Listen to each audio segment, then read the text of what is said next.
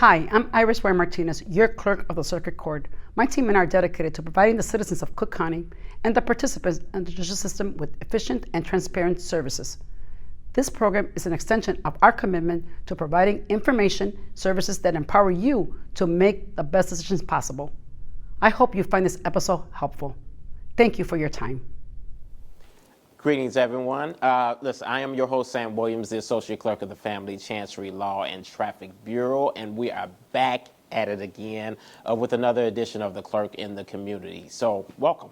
Now, look, today is a special treat. This is the County Division. The County Division is one of our diverse divisions in the Clerk of the Circuit Court because it covers a variety of unrelated cases, case types, excuse me. So the division was established according to the General Order 1.2, 2.1 D of the General Orders of the Clerk of the Circuit Court of Cook County.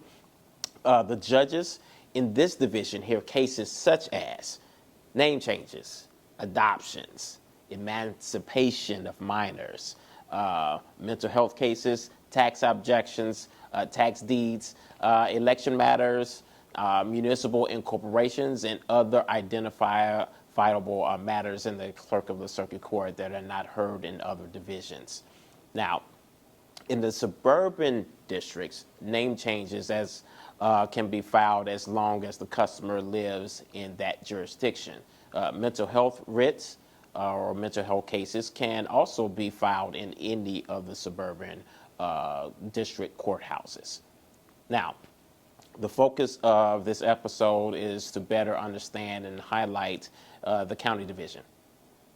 Because of the unique categories of the cases heard in the division, it can be sort of confusing. It can be confused with other areas of law or even with different departments within Cook County governmental agencies.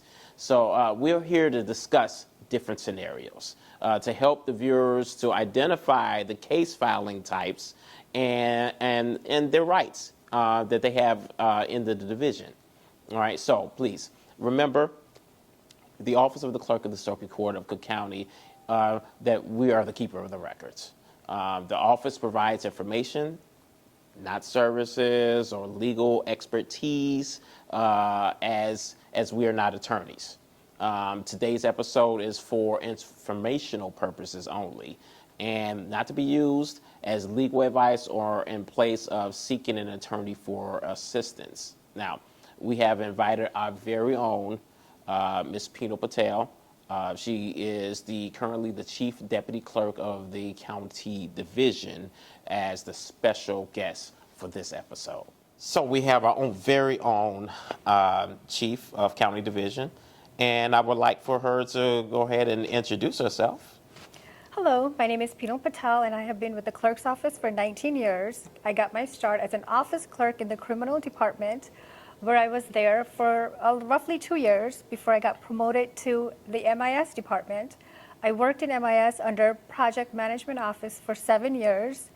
And then I was looking for a change, so I decided to come back to court operations. And that's what led me to being in County Division. I got my start as the front counter manager in County Division, where I had the opportunity to learn a great deal about the division. After a couple of years of being in the front counter, I got promoted to the assistant chief position, where I had the opportunity to learn on senior management level all about the division. And after a couple of years of being as the assistant chief, I got promoted to being the chief, where I've been in that position for the last 5 years. Yay! Wow. So basically, I don't know if y'all seen the Jeffersons TV show. She's moving on up like the Jeffersons. So yes. To the east side a little bit. I think we are kind of on the east side of close to Lake Michigan. All right. So well, great. That is. Actually, I didn't even realize that you were. You started like in the criminal division. Yes, on the 10th floor. In the criminal department. Well, that's wonderful. So great. It's almost like you stayed in the C's. Criminal department. Yes. County division. Okay. In between MIS. Well, MIS computers. So we have a series of questions that I'm just going to throw at her, and hopefully, this will help you. Also, if you have questions about the county division, okay? Okay. You ready? I'm ready. Ready to dive in? Sure. All right, so here, here's a question I have. In your experience, what are the most popular cases heard in the county division? So we actually have a lot of cases, but the most commonly filed cases are name changes, a lot of tax cases, election cases, adoption, and mental health. Okay, you said election cases. Yes. Could you expound on what you mean by like election cases? So during the election season, we have three different types of election cases that can be filed. We have the election contest, we have elections of the electoral board, and we have one more that I need to look at my notes for.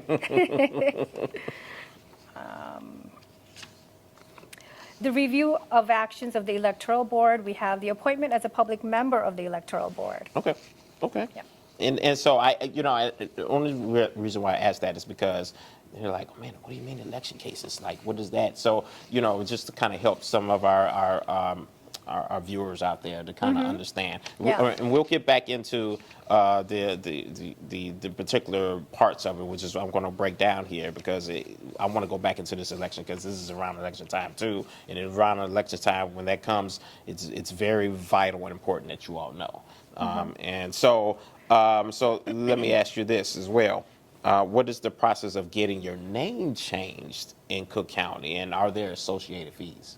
Yes, absolutely. So the key thing to remember when changing a name is that you have to be a resident of Cook County for the last 6 months. You have to have a valid photo ID and a birth certificate. The great thing about changing your name that there are applications available on illinoiscourts.gov for adult name change and for a minor name change. Okay. Adults changing their name has to complete publication, and any single parent trying to change their name for the minor also has to do publication. The filing fee for a name change is $388. Okay. Okay. So you in publication, you mean In the newspaper. in the newspaper. Now, is there a particular newspaper that they can do this, or They can go to any newspaper. So we do have the weekly, the law bulletin? the law bulletin. Yeah. Yeah, the law bulletin. They can go there. They can go to the Chicago Tribune. They can go to the Sun Times. Okay. So Okay. yeah, any newspaper. Yeah, I thought that was interesting because we do a lot of things in the court, and it deals with publication, and I know I get a lot of litigants that do, even though we have the law bulletin on campus with us, and they're located at. There is a section of them where people will see them on the 8th floor, Correct. on the 8th floor, room 802. And there's a lot of questions that people are asking. Well, do I always have to go straight with law bulletin? And I'm thank you for answering that they can actually go to any newspaper with Yes. the circulation. Absolutely. Yeah. And I think the reason why again we use law bulletin, and that's one of the main ones that we speak of, is because they're on campus with us, right? And it's just easier, and they have all the process laid out like right there for you to be able to go ahead and just entertain that particular process. Absolutely. Okay, and then there's is there associated fee with the law Yes. bulletin as well? So. Yes, I think they charge about $185. Okay, so that is a separate fee that is paid to law bulletin, not to the courts. Not to us. Yeah. Okay, so everyone needs to be aware of that. What if we didn't have the money to pay? They can apply for a fee waiver. Okay, and so does this fee waiver also? Does it apply just for us, or is it also applied to the law bulletin as well? It can be applied to the law bulletin as well. Okay, great. It's good One things of to the know. other things that I wanted to add when changing your name is that sometimes what happens is somebody is born in a different country or a different state, and they feel like they need to go back to that state where they were born. But actually, if they are a resident of Cook County for the last 6 months, they can just file with us. Oh, okay. And it's the same thing with somebody who was born in Cook County, but now they live in a different state. They actually have to file their name change with that state and not with us. Oh, okay. If In they're their local circuit in court. their local circuit court. Yes, As long as they're living there. correct. Yes. Yeah. Okay. And basically that is they're trying to change their name from what's originally on their birth certificate. Correct. Right. So I do want to I want to make that very known as well. Is that individuals do come to us asking to get their name changed, and they say, "Well, I've been going by the name of Junebug for all this time." People call me. That's what they call me. My homeboys call me Junebug. My mama Right. called. And so that's what we've been going by. But on your birth certificate, your name is June Thug or whatever it is, right? Right. And so Right. and they have to understand it. I guess is that based upon what's on your birth certificate. Now I That's- think it's Department of Homeland Security and a lot of others agencies that are out there, or maybe federal agencies. They want to go by exactly what was sitting on their birth Correct. So certificate. your legal name is what's on the birth certificate. Okay. Thank you. So, and then is it just also? I'm sorry, I just got to ask these questions because I think the individuals want to know: is it just located in Chicago for these name changes, or it's suburban wise? Is it Cook County wide? It's Cook County wide, so if they live in the district, they can go to the district. The Okay. only thing they need to remember is that if they decide to change their name in the district, they have to be within that jurisdiction. Yeah, okay, right. So if you live in Skokie, in the Skokie area, there are cities all around us because Cook County is one of the largest. Cook County, this probably the second largest county in the nation. So Yes. we are separated. So, but also unified is the largest unified court system in the world. But if you live in the Skokie area, if you live you have Skokie, you have Rolling Meadows, we have Bridgeview. Maywood, Bridgeview, and we have Markham. Correct. Right, far south suburbs. So if you live in those areas and you live in that area and you want to get your name changed, then you can file in the civil division. And I think what's a little Correct. different for us downtown is that the name changes are in the civil division, Yes. in the civil departments. umbrella. In the civil departments in those suburban areas. So you would go to there, and then downtown in the county county division division. on the 8th floor. Okay. On the 12th floor. On the 12th floor, yes. I'm so sorry. Part of the 8th floor. So, it's interesting because name changes back in the day used to be on the 8th Eighth floor. floor, Chancery. And they used to be in Chancery. And Yes. then they moved them like several years ago now to the 12th floor. It's been more than several years, but Yeah. okay. Thank you, Peter. All right. Okay, we're moving on. All right, moving on. All right, so now let me ask you, can a customer request for their adoption records? Yes, absolutely. As long as it's the adoptive parent or the adoptee of legal age. The clerk's office by law cannot release adoption records to anybody else.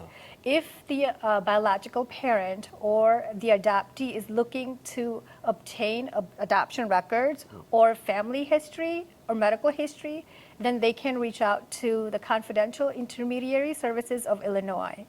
Okay, it's good to know. Very good. This is important stuff happening. So now, how are adoptions processed through the county division? And So- are there any legal services to assist during this process of adoption? Yes, absolutely. So they're very similarly processed as any other case types. We don't have an application available where they can just fill out an adoption application, so they have to draft their own paperwork. We do have a law library located on the 29th floor of the Daly Center where they can go to get templates or and use it as a guide to complete their paperwork. Okay. And so now, how far does our office go with assisting in handling of county adoptions? We could just take their paperwork. Okay. Yeah. We can help them. We can assist them with electronic filing. Okay. Yeah. So And give they can't electronically file the case electronically. Oh, through our e-filing absolutely, yes. system. We Okay. prefer that everybody electronically files. Okay, great, wonderful. So they don't have to come down in person. You can literally go onto our website, and you have a connection to Odyssey eFile Illinois, and you can electronically file. Absolutely. And the filing fee is $89. $89. It's only $89. Wow, great. Yeah. Okay, good deal. Yeah. Okay, so And the services, if they need assistance, they can reach out to the Chicago Volunteer Legal Services. We also have Green Light Family Services, and we have Chicago Legal Clinic that they can reach out to for guidance. okay, good deal. And hopefully we'll have that information available if you need, and we'll put that up for you all. So now, contrary to adoptions, could a minor file to emancipate themselves from their parents? Absolutely, as long as they come with a legal guardian, with an adult guardian. Okay. Okay. So Yeah. if I was 15, I 16. know right now I'm only 19, but so, Correct. okay. So So if you, yes, so they need to come with an adult, okay. and they need to show proof that they can support themselves. Okay, okay. Yeah. And say that, I think we have, yeah, we've heard about cases like this, Yeah. even, with celebrities, that has Yes. happened with child stars who wanted to be emancipated from their parents. Absolutely. Yeah, and for whatever reason that they feel. Okay. And the filing fee is $388. 388. Okay. Now, for our viewers, can you explain what a mental health writ is and the process of involuntary committing a person? Absolutely. So it's basically an emergency mental health petition that is filed by anyone who sees another individual that can be harmful to themselves or somebody else. So that petitioner would then reach out to the state attorney's office. The state attorney would then interview the petitioner to determine if the emergency writ is warranted. If they feel like it is warranted, they will assist the petitioner in filing the paperwork with the court. Okay. So they'll do this in conjunction with the state's attorney's office. Yes, absolutely. And then once they go before the judge will review their case, will interview the petitioner and the state attorney. If the judge sees that the patient does need to be committed, then he will grant that order. That order then is given to the local police department. Okay. That police department then has 72 hours to detain that person. Are these mainly like emergency cases? These are right, situation they're type emergency situations? writs. Okay. Okay. And can they do these in the suburban areas? I think now Yes. they can hold these hearings in the suburban areas. Yes, now, so- absolutely. Okay. And do the judges in these suburban areas hear them, or are they coming downtown? As far as, are the judges downtown hearing outside cases? So it varies. Sometimes the suburban judges will hear them, and sometimes our judges are hearing them. Gotcha. Okay. All right. So we know it's local. You can go to your nearest courthouse Yeah. if you feel like you need to do something like this. And there's no charge for filing a mental health writ or for any mental health cases. Thank you. It's so good to know. Good to know. And so now, moving on, I want to ask: can a non-family member have someone involuntarily committed? Yes. Okay. So involuntary commitment process works exactly the same. So whether the family member or non-family member petitions the court by observing the person exhibiting dangerous behavior, they can file that mental health writ. Okay. Okay.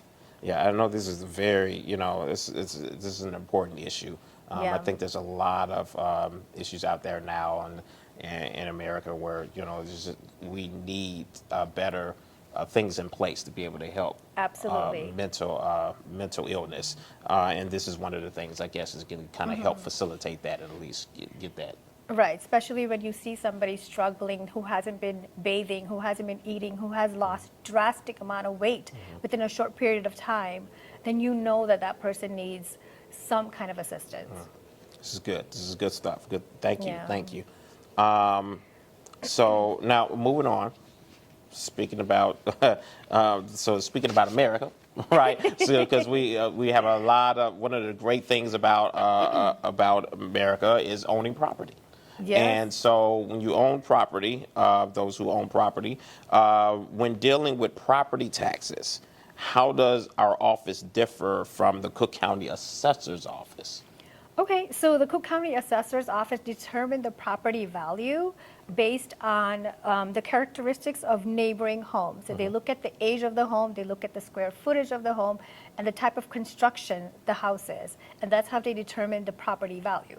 Whereas our office, particularly County Division, filing of properties that have been sold for delinquent taxes, the tax purchaser will then file a tax deed case with us, and then we'll notify all of the interested parties by a take notice that we also serve to let them know that they have until a certain time period to redeem those property taxes. Otherwise, they can lose that home.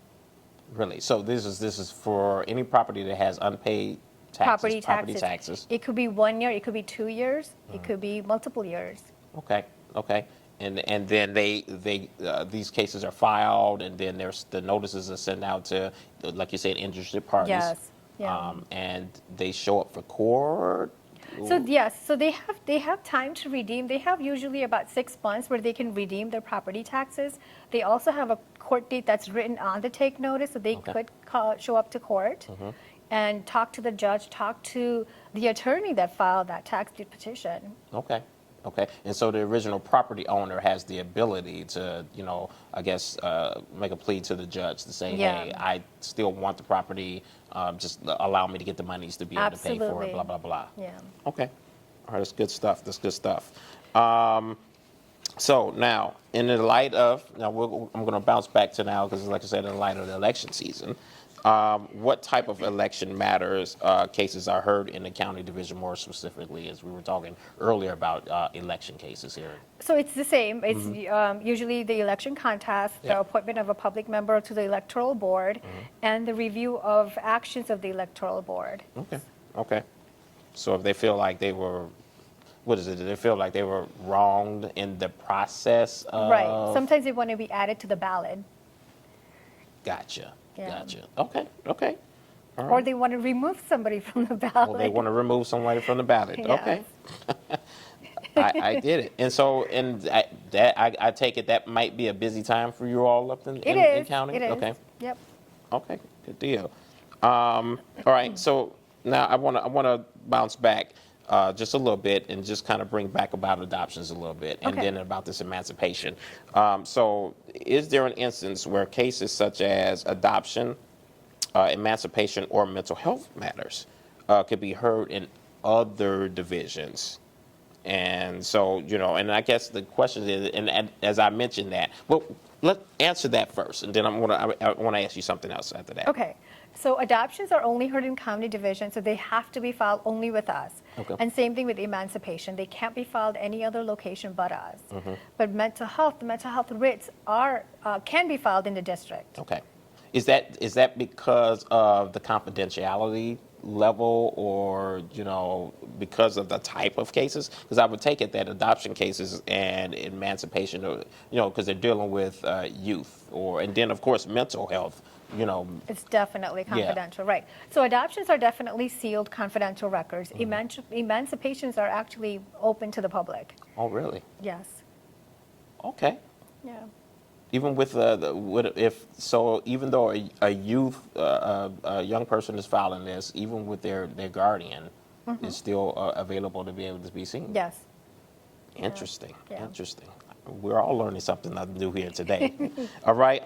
So here's my other question I want to ask in regards to that. So I mentioned adoption. We mentioned emancipation. We mentioned mental health. Yeah. We mentioned Name changes. name changes. We mentioned about the property taxes, filing for the cases in property taxes. So why is county division so diverse? We're just unique. We're very special. Okay. I'm not really sure why we are so diverse, but I just recently found out that county division is like the oldest division that exists in the clerk's office. Really? Yes. Bingo. I mean, I guess that makes sense. So, the courts have been around for years, like decades. And so, and I do know that some of a lot of the cases that we deal with out of archives had strange numbers, or they were just kind of unique, even when we dealt with docket books, and they were writing Yes, information literally in docket books, handwriting in docket books. And I think as the court expanded, as the population expanded, then they expanded into different divisions, and Yes. then so they started to place a lot of these cases in special divisions, right? And then county division, I guess, just ended up with just all the. Still a lot. They ended up with all the other things, that probably couldn't fall into another. It's interesting. Yeah. Because I do want to say that seeing that county division was probably the first division out there. It was the first one out there. County division also was the first to become live when we have a new case management system now. It's Odyssey. And county division was the first to pilot this new case management system Yes. for Cook County. Yes. And were you on that project? Yes. Oh. There you go. I mean, I just think it's just indicative. It's just indicative of just the I think the fruitfulness of county division and just the multitude of things that they do in county division, and it takes a person who really knows to be able to handle a division that handles a lot of things like that, a lot of different things like that. Oh, thank you. So yes, so I appreciate your time with us today. Was there anything else that you want to share about county division that maybe we didn't get and wasn't on the paper? One thing I will add is that we also have civil asset forfeiture cases that are also very commonly filed with us. So what happens is that it's usually based on a traffic violation. So if somebody's driving and they're pulled over by a police officer, and while they're being pulled over for something they did while driving, if they find something else like drugs or money or anything else or weapon, Okay. their car can get seized. So once their car is seized, the police agent will then forward the paperwork to the state attorney's office. The state attorney's office will then file the case with us, the preliminary case with us. Oh wow. Yes. There it is, another case type we Yeah. didn't even know about in county. This is like the secret behind the wall. Yeah. Wow, that is absolutely phenomenal. That's phenomenal to know. So listen, it's the things that you just did not know, right? You come into the court system, we're this large system, and really, county division may not be spoken about a lot. But it's really a lot, in what they do. And so, and it really, again, like I said, it takes a special person, staff, management staff, to be able to run a division that does that many different things and do it well. So we really appreciate it. And I think it's just a pleasure that you're here with us today to explain that. Well, thank you. It also takes a great leader, and you are one, so I thank you. Oh my God. I'll pay her later. No. I really appreciate. Thank you, Pinal, for coming out and being with us and help sharing this wealth of knowledge. And I really do hope that it was helpful for you, and that you were able to utilize all the information, at least some of the information that we were able to get here in this small amount of time. County division, it's here. So don't get it mixed up with Cook County. It's county division in Cook County. So just understand that is one of the divisions that we have here. All right? Thank you. Thank you. Well, that does it. The Clerk of the Circuit Court of Cook County provides the participants in the judicial system with efficient and transparent services. This program is a means to that end. So thank you so very much to our special guest, Pinal Patel, Chief Deputy Clerk of the County Division, for her time and her insights. Again, that does it for this episode of the Clerk in the Community. I, again, am Sam Williams, the Associate Clerk of the Family Chancery Law and Traffic Bureau, also including County Division. Thanks again for watching.